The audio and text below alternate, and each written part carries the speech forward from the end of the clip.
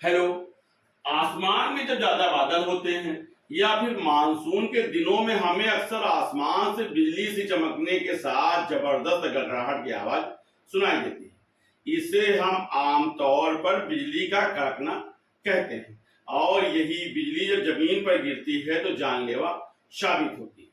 पुराने जमाने में जब आसमान में बिजली चमकती थी, आसमानी गड़गड़ाहट होती थी तो मनुष्य डर जाता था और वो ये मानता था कि ईश्वर उनसे नाराज हो गया है, अब उन पर कहर टूटने वाली है।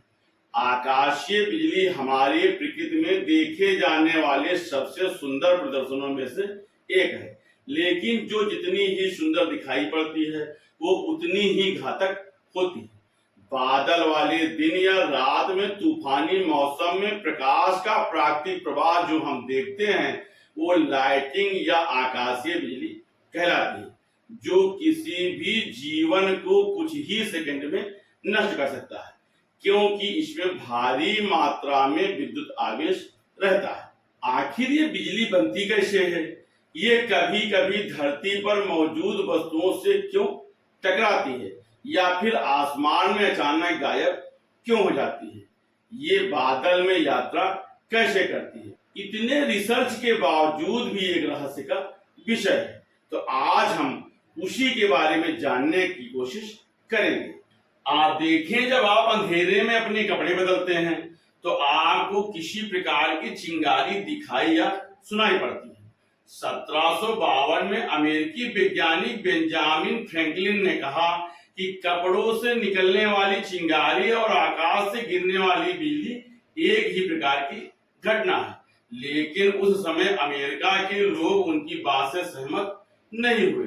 बेंजामिन फ्रैंकलिन ने उस समय बताया कि जब आकाश में बादल छाए होते हैं तो उसमें मौजूद पानी के छोटे छोटे कण वायु की रगड़ के कारण आवेशित हो जाते हैं, जिससे कुछ बादलों पर पॉजिटिव चार्ज आता है और कुछ बादलों पर निगेटिव चार्ज उत्पन्न हो जाता है। जब ये दोनों तरह के चार्ज वाले बादल आपस में मिलते हैं तो उनके मिलने से लाखों वोल्ट की बिजली उत्पन्न होती है। आकाश में इस तरह बिजली पैदा होने के बाद उन बादलों के बीच जो जगह होती है वहां ये बिजली की धारा बहने लगती है, जिससे भारी पैमाने पर चमक उत्पन्न होती है। इसी वजह से बिजली आसमान में हमें चमकती हुई दिखाई देती है। चूंकि बिजली की धारा बहती है, लिहाजा बहुत बड़े पैमाने पर वहां पर गर्मी भी उत्पन्न होती है। गर्मी उत्पन्न होने से वायु फैलने लगती है। इसके कारण करोड़ों कण आपस में एक दूसरे से टकराने लगते हैं, जिससे थंडर या बिजली की गर्जना का स्वर पैदा होता है। अगर सरल भाषा में हम कहें तो हवाओं के घर्षण के कारण तूफान के दौरान बादल एक दूसरे से रगड़ खाते हैं और विद्युत आवेशित हो जाते हैं। इन बादलों का एक सिरा प्लस या धनात्मक होता है और दूसरा सिरा माइनस या ऋणात्मक होता है। बादल का ऊपरी हिस्सा आमतौर पर धनात्मक चार्ज होता है, जबकि बादल का निचला हिस्सा आमतौर पर ऋणात्मक चार्ज होता है। बादलों में अचानक होने वाली हलचल के कारण ये विद्युत आवेश बिजली चमकदार रोशनी के रूप में डिस्चार्ज होता है। सामान्य शब्द में अगर हम समझें तो जैसे ही मौसम ठंडा होता है और बारिश होने लगती है तब अक्सर बिजली गिरती है। जब तापमान गिरता है तो बादलों में रुकी पानी की बूंदें बर्फ के क्रिस्टल के रूप में बदलने लगती है। ये बर्फ के क्रिस्टल एक दूसरे से रगड़ खाते हैं, जिससे बादलों में एक स्थिर चार्ज या स्टैटिक इलेक्ट्रिकल चार्ज उत्पन्न होता है। हल्का धनात्मक आवेश बादल के ऊपरी हिस्से की तरफ चला जाता है, जबकि भारी ऋणात्मक आवेश बादल के निचले हिस्से की तरफ आता है।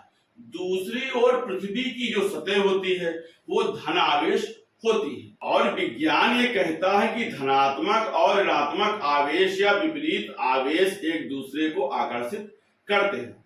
हालांकि पृथ्वी धनात्मक होती है, बादल का निचला हिस्सा ऋणात्मक होता है, इस कारण दोनों एक दूसरे की तरफ आकर्षित होते हैं। लेकिन धरती और बादल के बीच में हवा रहती है। चूंकि वायु एक खराब चालक या पुअर कंडक्टर है, इसलिए यह आवेश के लिए रास्ता बनाने का विरोध करती है।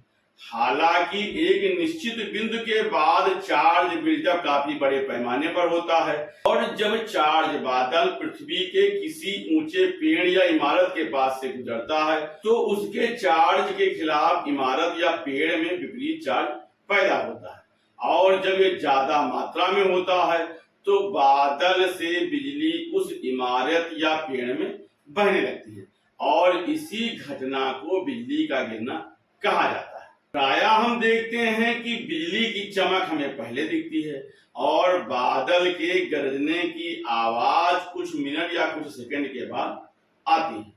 इसका कारण यह है कि जब बिजली गिरती है तो हवा में एक छेद उत्पन्न होता है जिसे कि चैनल कहते हैं। बिजली गिरने के बाद ये छेद ढह जाता है। छेद ढहने पर जो ध्वनि आप सुनते हैं उसे गड़गड़ाहट या कड़कड़ाहट कहते हैं। जैसे ही बिजली हवा से होकर गुजरती है वो हवा को तेजी से गर्म करती है, जिससे हवा तेजी से फैलती है और ध्वनि तरंगे उत्पन्न होती हैं, और यही थंडर के रूप में हमें सुनाई देती है। आमतौर पर बिजली गिरने से लगभग 10 मील दूर तक गड़गड़ाहट सुनी जा सकती है। बिजली का चमकना और गड़गड़ाहट का उत्पन्न होना एक साथ होता है, लेकिन हमें बिजली की चमक इसलिए पहले नजर आती है क्योंकि प्रकाश की गति ध्वनि से काफी अधिक होती है। प्रकाश की गति 3 लाख किलोमीटर प्रति सेकंड होती है, जबकि ध्वनि की गति केवल 332 मीटर प्रति सेकंड होती है, और यही कारण है कि दोनों घटना एक साथ होने के बाद हमें प्रकाश पहले दिखाई पड़ता है और बिजली के कड़कने की आवाज बाद को सुनाई देती है। इस आकाशीय बिजली का तापमान लगभग 27,000 डिग्री सेल्सियस तक होता है।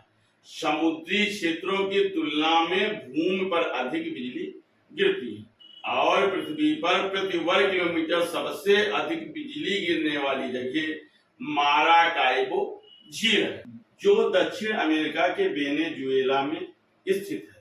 आकाशीय बिजली से बचाव के लिए हमें सावधानी भी बरतनी चाहिए।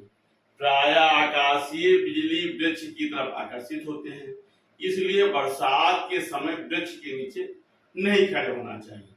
इसी प्रकार से समूह में नहीं खड़े होकर के अलग अलग खड़े होना चाहिए। किसी मकान या वृक्ष के नीचे आश्रय लेने से बेहतर है कि आप अपने वाहन में ही बैठे रहें और वाहन की खुली छत पर न बैठें।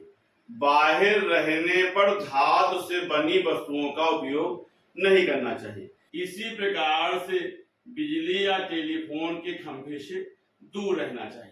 जलाशय या तालाब से दूर रहना चाहिए। यदि कोई पानी में खड़ा हो या नाव में यात्रा कर रहा हो तो उसे तुरंत बाहर निकलने का प्रयास करना चाहिए। इसी प्रकार से घर में बिजली के उपकरण बंद कर देने चाहिए। बादल गर्जन के समय मोबाइल और छतरी का प्रयोग नहीं करना चाहिए। घरों के दरवाजे और खिड़कियों पर पर्दे का इस्तेमाल करना चाहिए। यदि कहीं पर किसी खुली जगह में हो और बिजली चमकने की घटना हो रही हो तो उस जगह पर कान बंद करके जमीन पर बैठ जाना चाहिए। इसी प्रकार से खुली जगह में होने पर नंगे पैर नहीं खड़े होना चाहिए, बल्कि पैर के नीचे किसी कुचालक वस्तु को रखना चाहिए। इस प्रकार से आकाशीय बिजली जो देखने में प्रकृति की एक सुंदर कृति दिखाई पड़ती है, वास्तव में बहुत खतरनाक होती है, और इससे बचाव के लिए हमेशा सावधानी बरतनी चाहिए।